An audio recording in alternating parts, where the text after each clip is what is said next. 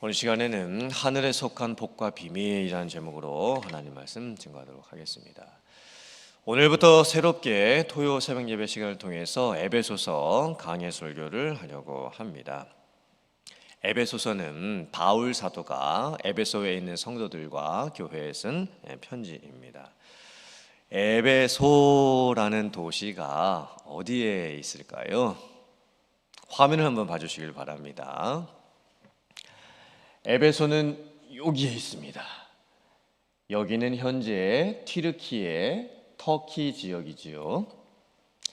바울 사도가 제2차 선교 여행을 떠납니다. 안디옥에서 출발을 해서 이쪽으로 가다가 원래는 이 아래쪽으로 가고 싶어 했습니다.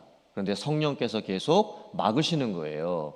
그래서 원래 에베소로 가고 싶었는데 이 지역으로 못 갑니다.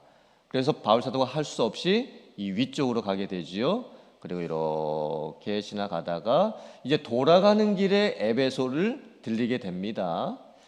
이때는 바울 사도가 에베소에 오래 머물지를 못했습니다. 잠깐 들린 거예요. 그래서 인사만 남기고 갑니다.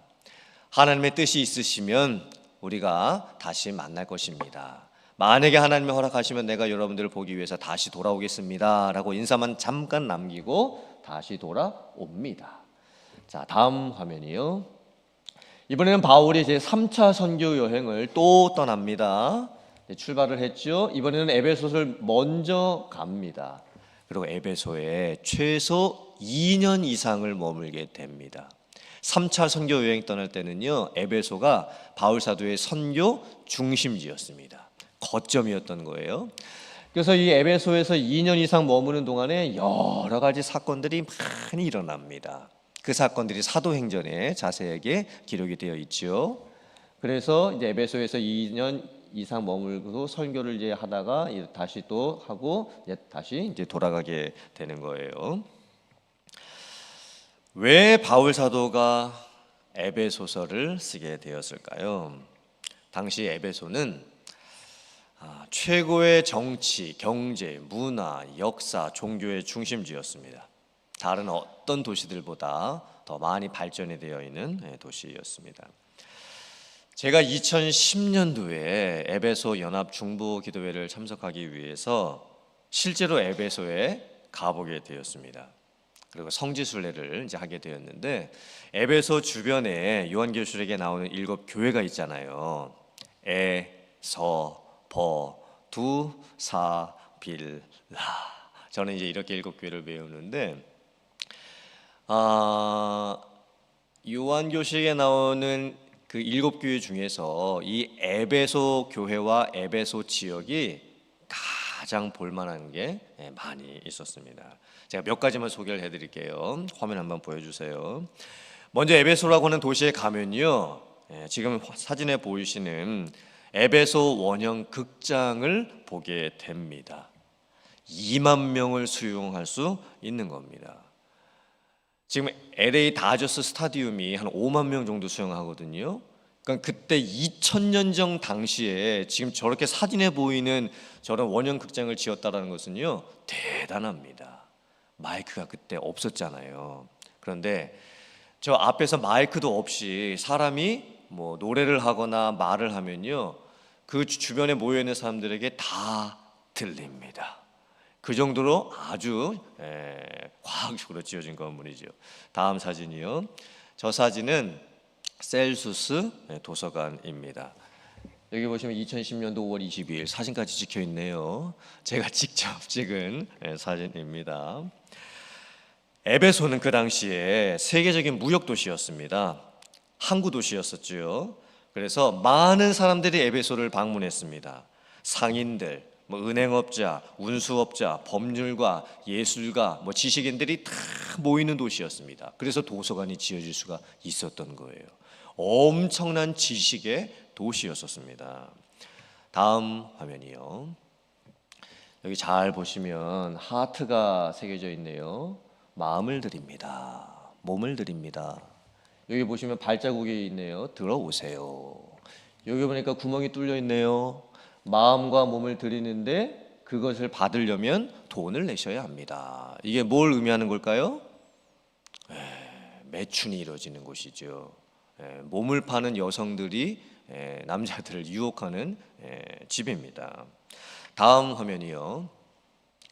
당시 에베소 사람들이 섬기고 있었던 아데미라고 하는 신입니다. 저 신을 가만히 보면요, 이 머리 쪽에는 이렇게 성벽이 이렇게 조각이 되어 있죠. 아데미 신이 성 안에 살고 있는 에베소에 살고 있는 사람들을 보호해 준다라고 하는 의미지요. 이 몸에는 또 사자, 호랑이, 사슴 등 다양한 짐승들이 새겨져 있습니다. 또 가슴에는 24개의 유방이 달려 있지요. 아기를 잘 낳게 해주는 생명의 신, 번영의 신으로 섬긴 겁니다. 다음 화면이요.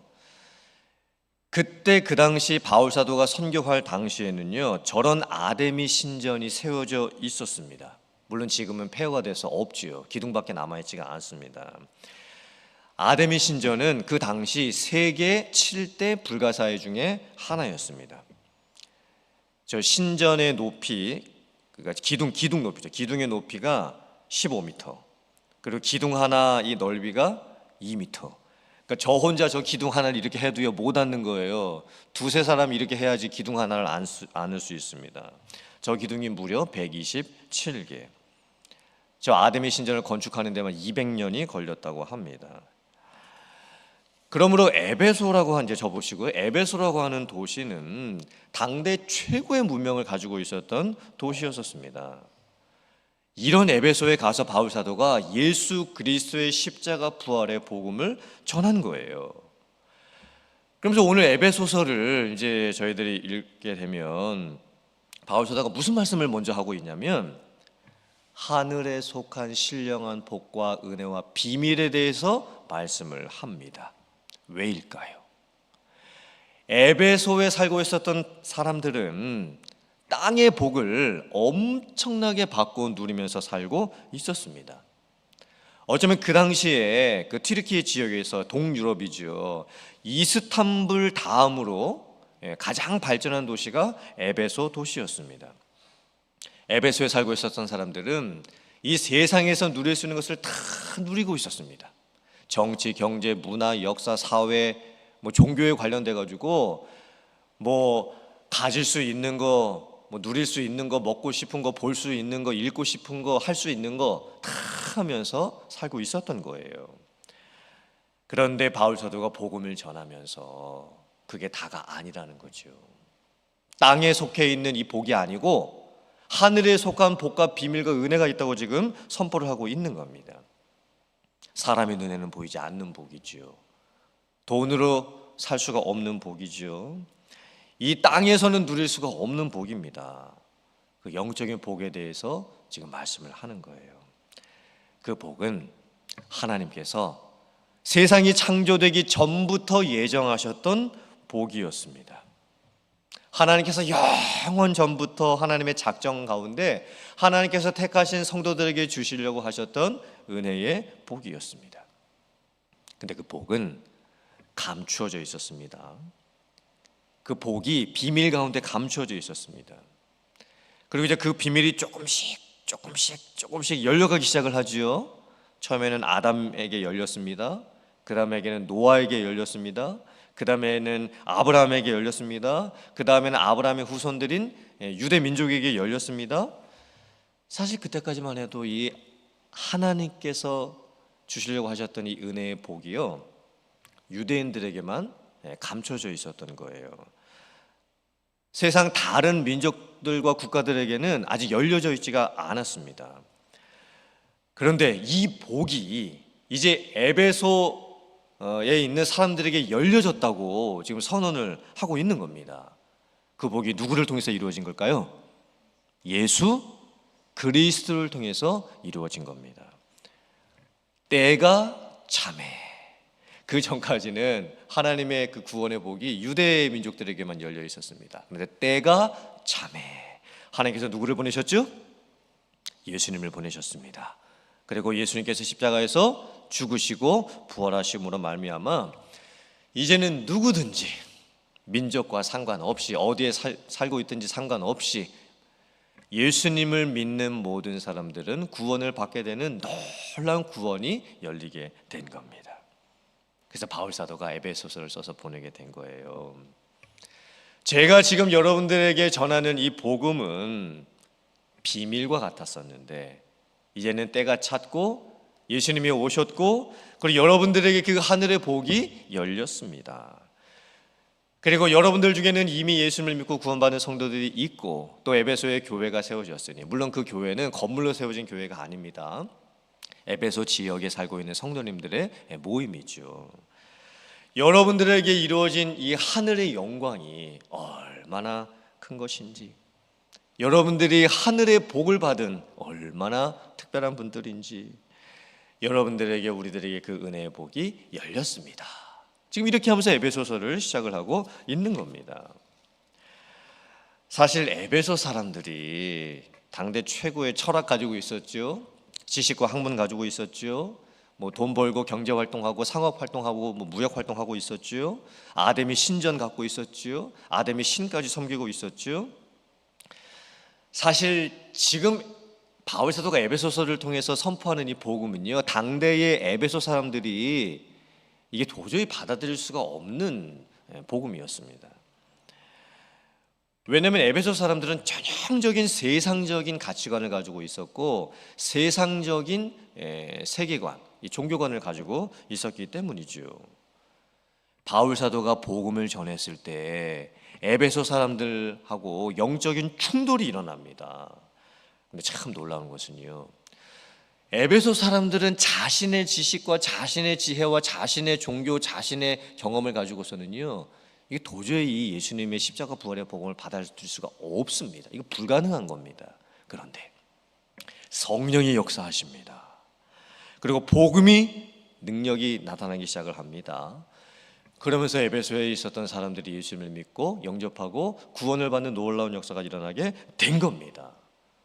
깨닫게 되는 거죠. 우리가 지금까지 알고 있었던 이 땅의 것이 전부가 아니었구나. 하늘에 속해 있는 신령한 복과 은혜와 비밀이 있는 것이구나. 그러면서 에베소에 살고 있었던 사람들에게 변화가 일어납니다. 다른 지혜를 갖고 사는 거지요. 성령께서 깨닫게 해주시는 영적인 지혜를 가지고 삽니다. 이제는 눈으로 세상을 보면서 살지 않습니다. 영적으로 깨어서 성령께서 보여주시는 하늘에 속해 있는 그 신비하고 놀라운 구원의 은혜를 보면서 살아가게 되는 거지요. 예전에는 아데미 신전을 가가지고 아데미 신을 섬겼습니다. 다이아나라고 하는 신을 섬겼죠. 그런데 이제는 주일날 모입니다. 그리고 성찬식을 합니다. 그리고 사도가 전해주는 말씀을 듣습니다. 같이 믿음의 교제를 나누게 되지요. 그러면서 에베소에 이제 더 놀라운 부흥의 역사가 일어나게 되었던 거예요. 그렇다면 이 말씀을 우리들에게 어떻게 적용을 해볼 수가 있을까요? 사실 더 놀라운 일이 우리들에게 이루어졌습니다. 에베소에 살고 있었던 사람들이 복음을 듣기까지, 예수님이 십자가에 죽으시고 부활하시고 나서 복음을 듣기까지 약 30년 걸렸습니다. 예수님이 십자가에 죽으셨죠? 부활하셨죠? 이 복음의 소식이 이제 주변에 이제 전해지기 시작합니다. 바울 사도가 에베소까지 가서 에베소 사람들에게 예수님의 이 복음을 전해준 게 한 30년 걸린 거예요.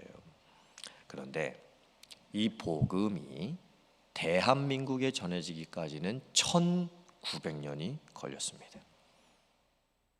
유럽에 전해졌던 복음이 이제 미국까지 갔다가 그리고 대한민국에 와가지고 이 대한민국에 살고 있었던 우리들이 복음을 듣게 되고 예수님을 믿게 될 때까지가 1900년이 걸린 겁니다. 어쩌면 정말 너무 오랜 시간이 걸렸습니다. 1900년이라고 하는 그 엄청난 시간이 지나고 나서야 비로소 대한민국에 복음이 전해지게 된 거예요. 공식적으로 1885년에 아펜젤러 선교사님하고 언더우드 선교사님이 들어가셔가지고 이제 공식적인 대한민국 선교가 시작이 되죠. 이게 얼마나 놀라운 역사입니까? 대한민국에는요, 그때까지 이 하늘에 속한 복과 비밀이 아직까지 닫혀 있었던 거예요. 1900년 동안 닫혀 있었습니다. 아무도 한국에 있었던 사람들 중에서 예수님을 믿고 구원받은 사람이 없습니다. 이 하늘에 속해 있는 복과 비밀이 나에게까지 오는데 1900년이 걸리게 된 거예요. 생각보다 너무 오래 걸렸습니다. 그리고 지금 우리들은 2025년도에 미국에서 살고 있습니다. 여전히 이 세상에는 아직도 예수님의 복음을 듣지 못한 사람들, 그리고 복음을 전해 주었지만 예수님을 믿지 않는 사람들이 너무나 많이 살고 있습니다. 세계 인구 이제 80억이 넘어갑니다. 그런데 아직도 세계 인구 중에 3분의 2는 예수님을 믿지 않습니다. 우리가 걸어가다가 만나는 사람 3명 중에 2명은 아직도 예수님을 믿지 않고 있는 거예요. 그러므로 오늘 우리들이 이 말씀을 듣고 어떻게 결단하고 살아야 할까요? 먼저는 에베소서가 말씀하고 있는 하늘에 속한 복과 비밀이 나에게 이루어졌음을 인하여서 감사하고 감격할 수 있는 우리들이 되어야 될 줄 믿습니다. 이 복음이 나에게 전해지기까지 너무나 오랜 시간이 걸렸고, 그러나 그 시간 동안 하나님의 역사는 멈추지 않았고, 누군가는 그 복음을 생명을 걸고 전해줬던 사람들이 있었고, 누군가는 그 복음을 생명으로 받았던 사람이 있었습니다. 이 복음이 나에게 이루어진 겁니다. 그래서 나는 구원을 받았습니다. 이 엄청난 하늘의 은혜가 나에게 임했습니다. 그 구원의 은혜, 감격, 감사가 우리들에게 넘칠 수 있기를 주님의 이름으로 축원합니다. 그러나 아직도 우리들 주변에는 예수님을 믿지 못한 사람들이 너무나 많지요. 아직도 우리 교회 주변에도 복음을 전해야 될 곳이 너무나 많습니다. 때가 찼고, 그리고 예수님께서 세상에 오셨고 또 십자가에서 죽으시고 부활하시고 구원을 이루어 주셨지만 아직도 이 복과 은혜를 누리지 못하고 사는 사람들이 너무나 많이 있습니다. 이제 우리가 해야 될 것이 무엇이겠습니까? 내게 이루어진 이 놀라운 구원의 은혜를 삶 속에서 전하면서 살아갈 수 있는 우리들이 되어야 될 줄 믿습니다. 그래서 더 많은 사람들이 나와 같은 은혜를 함께 누리고 또 함께 예수님을 믿고 구원받는 그 기쁨을 누리면서 살 수 있도록 정말 여러분들의 삶 속에서 복음을 증거하며 살아갈 수 있는, 그리고 여러분을 통해서 복음의 열매가 맺어갈 수 있는 그런 놀라운 삶을 살아갈 수 있는 여러분들 다 되실 수 있기를 주님의 이름으로 축원합니다. 아멘.